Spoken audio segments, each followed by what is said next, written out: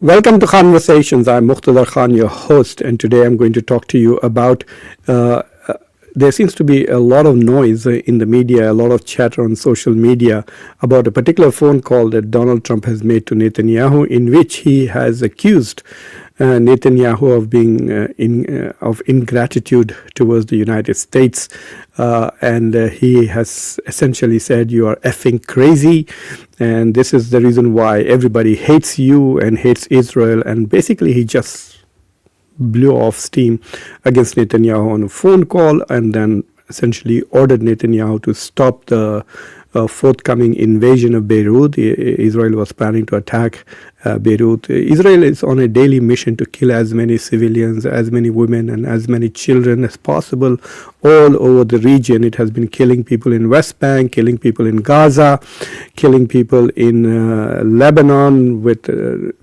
just absolutely, there's no inhibitions. It's like a murder machine, fully funded by the United States, weapons supported by U.S. politicians.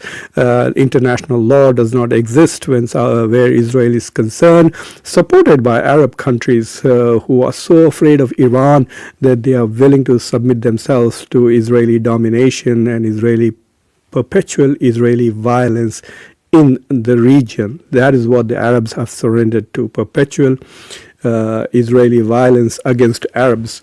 But it is interesting. I'm quite skeptic about this phone call and this message. So what I'm going to do is I'm going to show you the article, which is the main article. It's supposedly news that was first reported by Axios. It is being reported by so, for example, even Fox News. So this is how Fox News has reported it. Shots fired. Trump just went off on Netanyahu. You are effing crazy. So this is what is attracting a lot of attention. But there is more that you need to see. What the F are you doing? You are effing crazy. You would be in prison if it weren't for me. I'm saving your ass. Everybody hates you now. Everybody hates Israel because of this. Because of what? Because of the violence in Lebanon. So everybody is, of course, anti-Semitic, right? You can't be critical of Israel at all because Israel is absolutely innocent and perfect, and anybody who is critical of anything that Israel does is a hateful anti-Semitic person. So apparently Trump thinks that the whole world is anti-Semitic. But anyway, so let me actually show you what the original article is, and then we'll talk a bit more about it, because this is an old trick that Biden was using. Every time there was criticism of Biden, who earned the nickname Genocide Joe because he was the president of the United States when most of the women and children in Gaza, over 70,000 of them, were killed with American weapons. American generals were planning this. American military was there.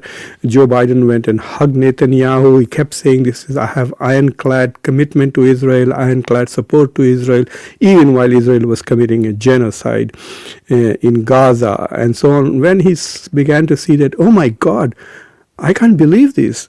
Americans don't like genocide. Why are Americans unhappy with the fact that I'm helping Israel kill women and children in Gaza by the thousands, literally thousands? Mass destruction of the entire area. It made it unlivable.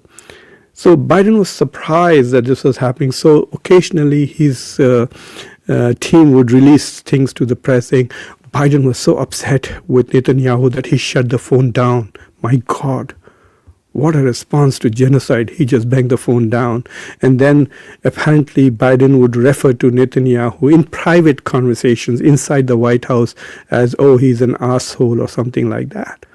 But in reality, he did nothing. He did everything that Israel wanted, and on the way out gave $17 billion to Israel, unlimited amount of diplomatic support. All the old weapons that the U.S. had in the Middle East were given to Israel.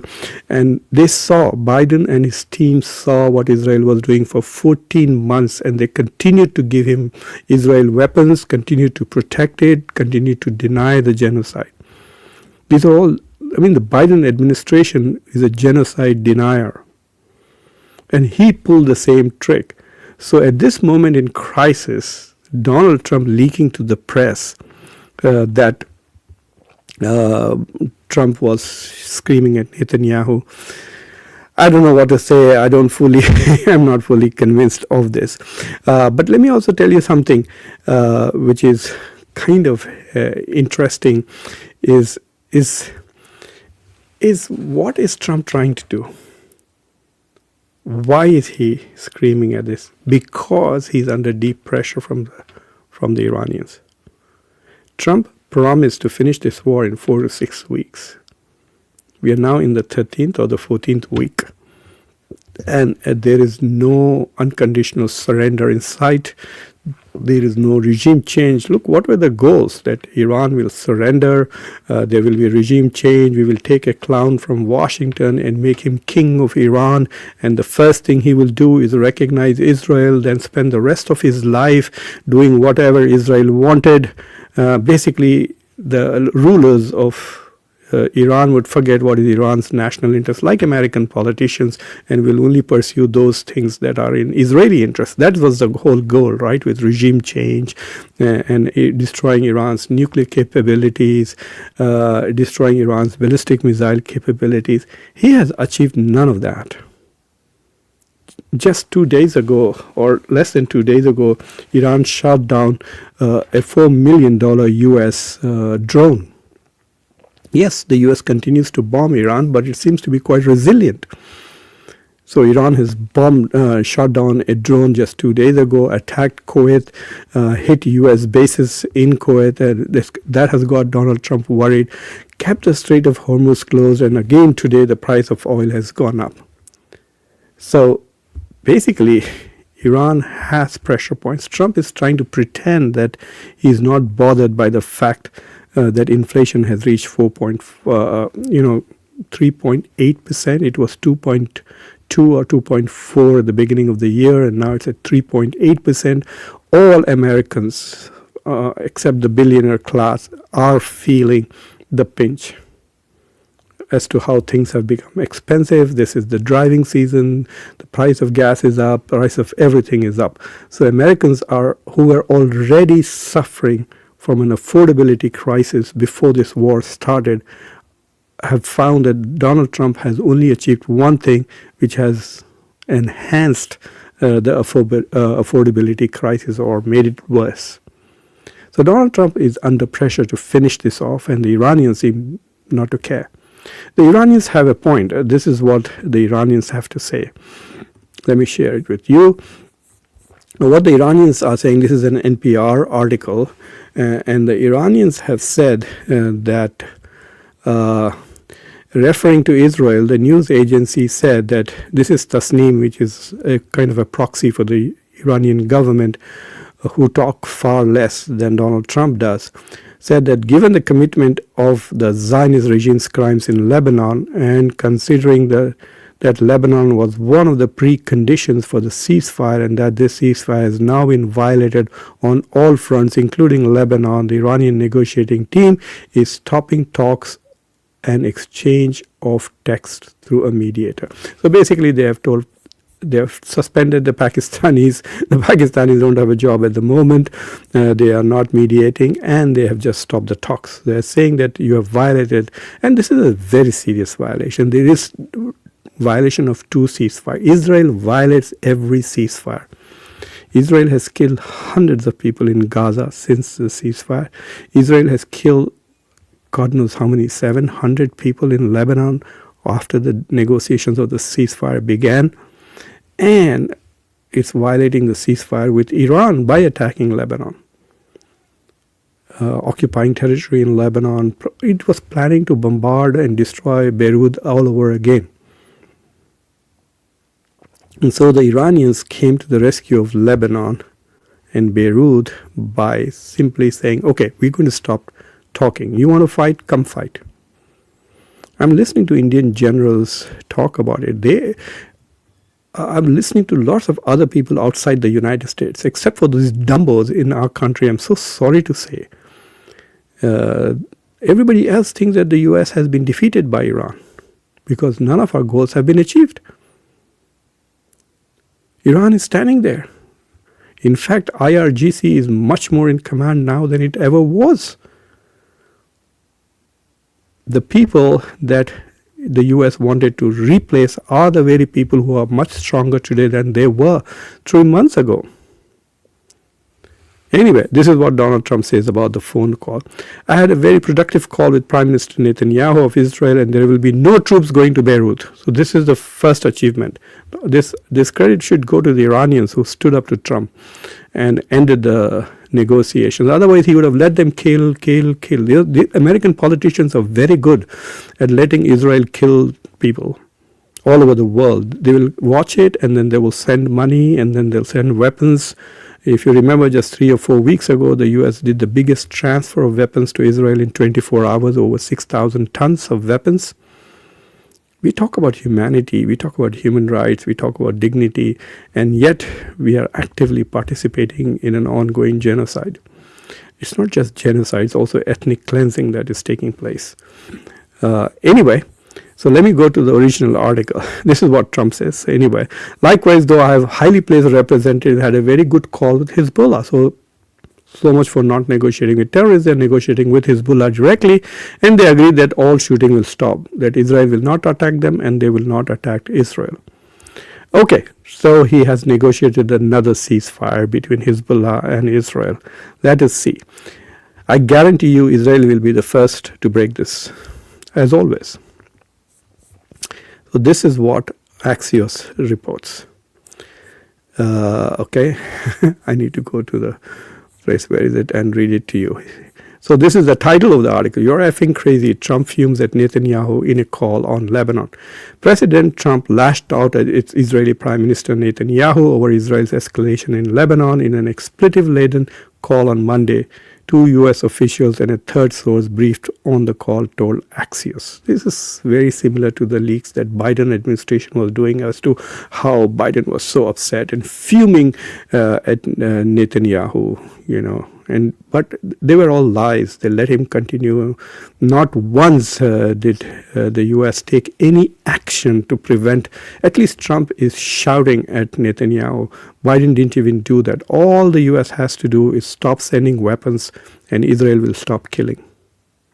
It's just as simple as that. The U.S. should stop selling weapons, giving weapons, funding weapons to Israel. It will stop killing. So this is what the officials have said. Summarizing Trump's remarks to Netanyahu, the U.S. official said, "You're effing crazy. You would be in prison if it weren't for me. I'm saving your ass. Everybody hates you now. Everybody hates Israel because of this." Well, this seems to be right up in his mind, and there's no doubt about it. Trump has saved him. These wars are saving Netanyahu. Otherwise, this corrupt fellow has to be in jail. He deserves to be in 2 jails, in Israeli jail for corruption and in international prison for crimes against humanity. He's the worst living human being on earth. There are very few people who love him except Prime Minister Modi, who hugs him all the time when he sees him. So the only people in the world, I think, who really support him, even Israelis hate him, are Modi supporters in India. Nobody else cares about this war criminal. Here, every time I meet American Jewish members of the Jewish community, they're just sick and tired of him. Yes, Republicans who are most Republicans are totally ignorant. They don't read much. They watch only Fox News, so they often don't know what the reality is. Anyway, and a second source briefed on the call said Trump was pissed and at one point yelled at Netanyahu, "What the F are you doing?" This is with regards to Lebanon. So the point that is very interesting is this idea of ingratitude. Here it is. Why it matters. Early on Monday, Iran threatened to abandon the negotiations with the U.S. over Israel's actions in Lebanon. It has not threatened. It has abandoned at the moment, has suspended talks. That's what the Iranians are saying. On the call, Trump called Netanyahu crazy and accused him of ingratitude. I mean, this one word alone describes Israel and U.S. relations. And of course, they are very fortunate at the moment that there are so many billionaires in America who care a lot about Israel, who are who have no moral constraints at all. So they spend a lot of money to make sure that all these politicians stay in line. If you want to understand what money can do to morality, just listen to Lindsey Graham of South Carolina on this particular issue.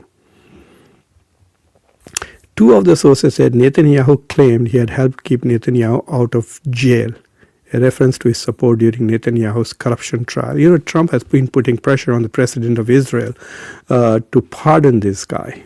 Anyway, this is an interesting development, as you are all aware.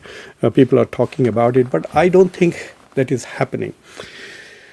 The Iranians have a problem, and the problem to them is this. They have two sources of leverage.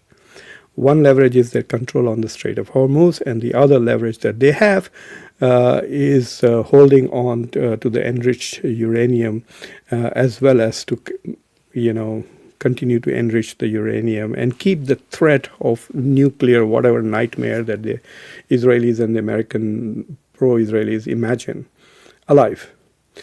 If Iran gives those two things away, what is there to stop Israel from again and again and again attacking it as and when it pleases?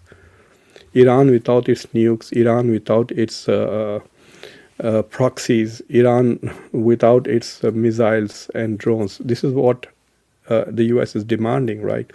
So if Iran gives up all of that, then what is there to stop Israel from attacking Iran every day? Nothing. I mean, they are doing the same in West Bank. West Bank did nothing. And they are being killed. Over 500 people have been killed in West Bank. Their lands are being seized. Their gardens of olive gardens are being destroyed. And the Israelis are just going in and robbing stuff. Just look at the videos. The settlers are posting those videos themselves. Israeli soldiers are aiming at children to practice.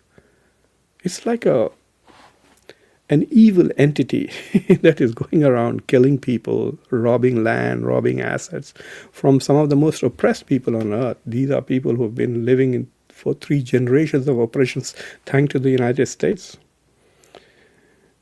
The apartheid regime of South Africa lasted 10 years longer because of support from US and UK. The US Congress voted Nelson Mandela as a terrorist.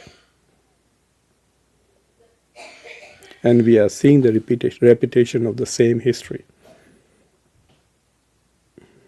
There's nobody more evil than Netanyahu today in this whole wide world. And American politicians and American leaders embrace him, support him, arm him, defend him. So this is just one fake thing. I'm not very convinced that this really happened. Trump doesn't have the guts. He has taken hundreds of millions of dollars from people like Miriam Adelson and other pro-Israeli donors. And there's no limit to his greed and his family's greed. He will sell America if there is hope of getting $1 extra for himself. And given the billions of dollars that Israeli supporters have, I don't think he's going to insult and humiliate Netanyahu like this. It's quite possible that they are making calls right now telling the donors that, look, he didn't do this, he's just doing this to manage the MAGA crowd and all the anger that is being accumulated in America. Nearly most Americans now are against this war. The last time I checked, it was 70%. So anyway, this is the lot of chatter going on. So please, I also want to share with those of you who are watching that I have posted 2 more academic videos. One is about the differences between lobbies and think tanks. Please watch that video. And I've also posted one about domestic sources of American foreign policy, what are the powers of the president, the Congress, and the judiciary. So just watch these two movies for those of you who observe the United States and U.S. foreign policy and have not been educated in the U.S. If you've gone to school in the U.S. and you paid attention in class, then you probably know what checks and balances theoretically are. Right now, the U.S. Constitution is really not working well because of the kind of scumbags we have in the Congress. They have no values, no integrity. They'll do anything for money. We keep saying that we have the best politicians that money can buy. Indeed, we do have the best politicians that money can buy. So anyway, I hope that you found this commentary useful. Thank you for watching Conversations. Please like this video, press the bell icon, and don't forget to share this video with your socio-political network. Thank you for watching. Take care. Bye.